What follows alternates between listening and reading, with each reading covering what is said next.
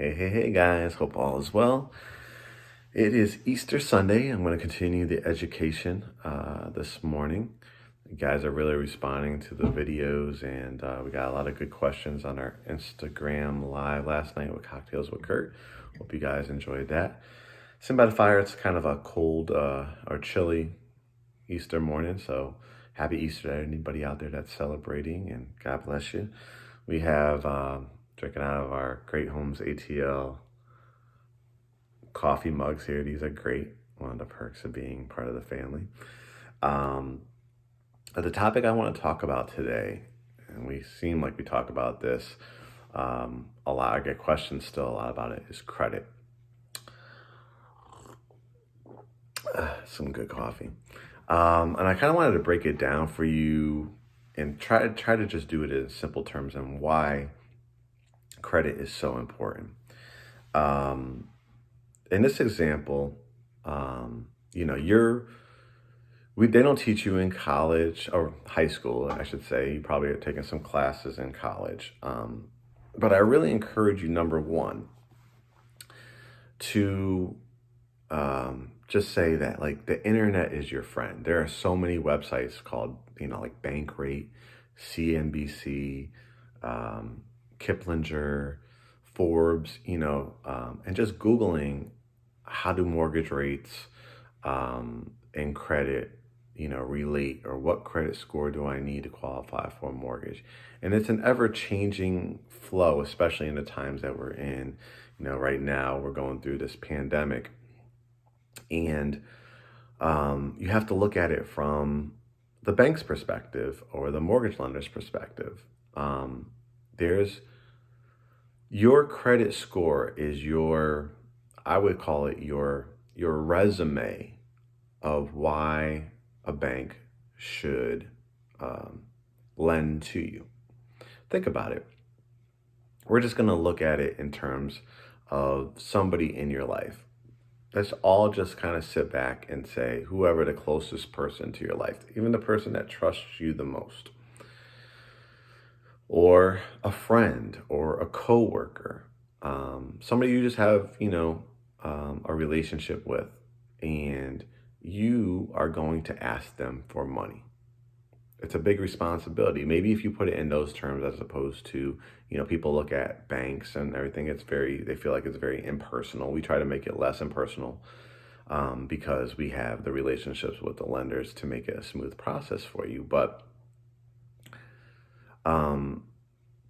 let's really look at that bank as somebody that if you had to ask money for, would you feel comfortable asking them for that money? And what I mean by that is, whether you're a first-time home buyer, maybe looking at a price point of $175, or you're a second-time home buyer, a third-time home buyer, or just somebody that does well in their life and they're looking for a $300,000 house. In both of those scenarios, you've probably gotten to a point in your life where, hopefully you've started to save up for that 3 or 3.5% down payment.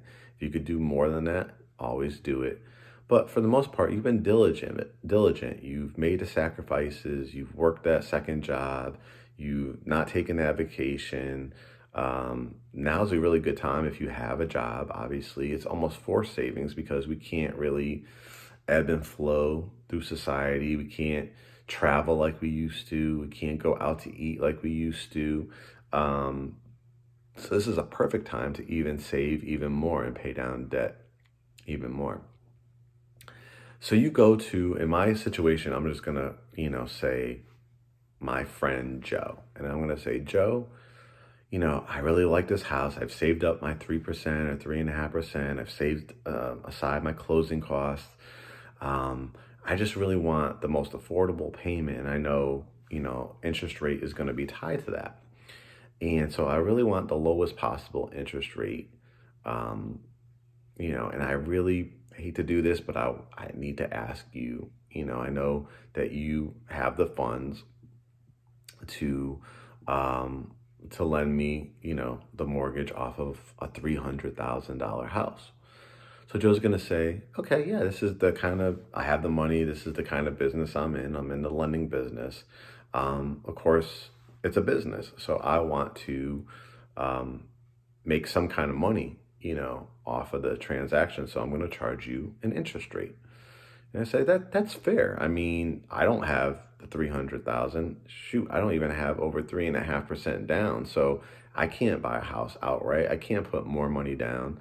So I know I'm more of a risk to you because, I'm asking you to borrow basically 96.5 or 97% of $300,000. Joe's going to say, yep, you're absolutely right. That's a huge risk to me. You haven't proven that you could save up, 20% or even more, so there's a risk for me, Joe Smith, i.e. the bank, to lend this money out to you. So he's going to say, show me your resume. Show me why I should, lend this money out to you. Of course, you're going to show your income. He's going to look at your debt levels, but he's going to look at this portfolio, this, to me, your resume of your credit report. And on your credit report, it's going to be reported by 3 credit bureaus: Equifax, Experian, and TransUnion. And just to be fair, I'm not going to look at your best score. I'm not going to look at your worst score. I'm going to look at your middle score. And I'm going to determine, how much of an interest rate I should be charging you to borrow 96.5 or 97% of this $300,000. And I say, that's fair. And Joe looks at, let's look at 3 examples. He looks at one person that, has all 3 scenarios. They've saved up to 3 or 3.5% plus their closing costs. And they say, person number 1, well, I've seen on this credit report number 1 that your middle score is like 550. I can't even really look at you because in the lending world, guys, 580 or higher is when I could just really even consider it. I'm looking at it and I see, you've defaulted on your credit cards. You're always late. I'm looking at your credit cards, and a couple of them you have like pretty good limits, $5,000 credit limit. But on one of them, you're borrowing like 4,500 out of that 5,000. On the other one, you're borrowing 3,000 out of the 5,000. And also, you don't have a really long history. You've never bought a house before. You don't have a car note. So all I can go off of is that you look like you have a lot of like debt, like, you're maximizing your credit limits. I'm sorry, there's nothing I can do for you. Okay. Buyer number 2 has, again, a 3.5%, their closing costs. He pulls your credit, or he pulls your credit report, your resume, and this person has a 660, a 640, and a 620. So that middle score is 640. Okay, yes, I will at least consider you. I see that maybe 2 years ago you were late on a payment. You want to explain that to me? Yeah, I had lost my job at that time, and I kind of overextended myself, but I got back on my feet the next month, and I haven't missed a payment since then. Looks like you do have, some student loans, you do have a car note, but it looks, pretty reasonable. Like when I'm looking at your overall income to debt ratios, you're still in that, like, you're around that 45% range. Looks like, for the other 50%, 55%, you can afford a mortgage. I'm going to approve you, but you do have a few blemishes. Your credit could be stronger. And, I'm going to charge you a 4% interest rate. Okay, well, I'm pretty happy, because like I said, 2 years ago, I was in a bad, scenario. I had lost my job, but hey, I was responsible. I did miss a payment back then, but ever since then, I've been paying on time. I don't know everything about credit, but I just know I've been paying on time. I've been paying down my credit card debts, and I feel good. So you go and get that mortgage from Joe at 4%. Then buyer number three, again, 3.5%, really has been, reading a lot of articles, understands about credit. And this is their scenario, like I said, steady income, nothing amazing, nothing like making hundreds of thousands of dollars, but, really good, solid income. Hasn't missed ever really missed a payment, never been late, pays their cable bill, their light bill, they're paying their rent. When Joe calls up that landlord and says, hey, I've seen this person has been renting for you for the last 2 years. How has their payment history been? Clean as a whistle, always on time, never late. Okay. I pull the credit report. This person has a 740, a 720, and a 700 score. So that middle score is 720. I'm saying, wow, you are really, really good. I feel confident. You're employed, you have your credit in order. I'm looking at your credit report. I see you have like 4 credit cards. I see, 2 of them are paid off. I see another one, you have like a $5,000 credit limit. Another one, you have a $1,000 credit limit. But I see you have a balance of maybe $200 on it. I see you have a balance of $400 on the other one. So you're keeping your ratios under 30%. And another one, you're keeping your ratios under 20%. As those ratios go down, if you have $1,000 credit limit and you have $100 on it, that means you're using 10% of your credit. That means you have 90% available. That shows like, you're not paying it all off, but you can definitely afford it, and you're probably going to be able to pay it off in the next month or two. I feel very, very confident in lending to you. So I'm going to give you a 3.5% interest rate.